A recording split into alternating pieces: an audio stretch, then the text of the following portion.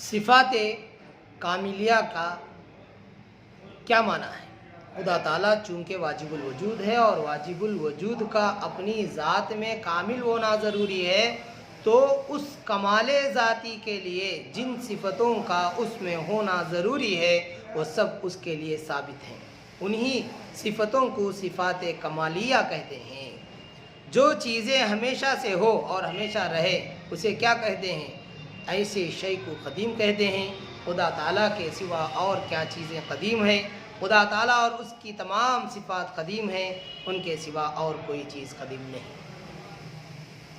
جب خدا تعالیٰ کے سوا اور کوئی چیز ہمیشہ سے موجود نہیں تھی تو خدا تعالیٰ نے آسمان و زمین اور تمام چیزیں کیسے بنائیں؟ خدا تعالیٰ نے تمام عالم کو اپنے حکم اور اپنی قدرت سے پیدا کر دیا۔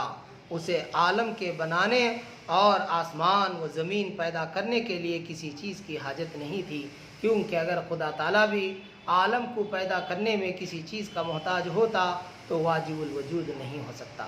یاد رکھو کہ خدا تعالیٰ واجب الوجود ہے اور واجب الوجود اپنے کسی کام میں کسی دوسرے شخص یا دوسری چیز کا محتاج نہیں ہوتا۔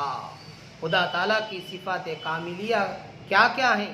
وحدت، قدم یا وجوب وجود، حیات، قدرت، علم، ارادہ، سماع، بصر، کلام، خلق، تکوین وغیرہ۔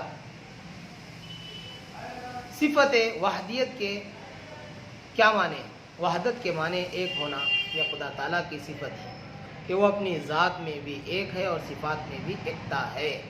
اور توحید کے معنی خدا کو ایک سمجھنا یا اس کے ایک ہونے کا یقین اور اقرار کرنا۔ صفت قدم اور وجوب وجود کے کیا معنی ہیں؟ قدم کے معنی قدیم ہونا یعنی ہمیشہ سے ہونا اور ہمیشہ رہنا، اور وجود کے معنی واجب الوجود ہونا۔ واجب الوجود کے معنی تم شروع میں پڑھ چکے ہو، یعنی آپ لوگ سن چکے ہو۔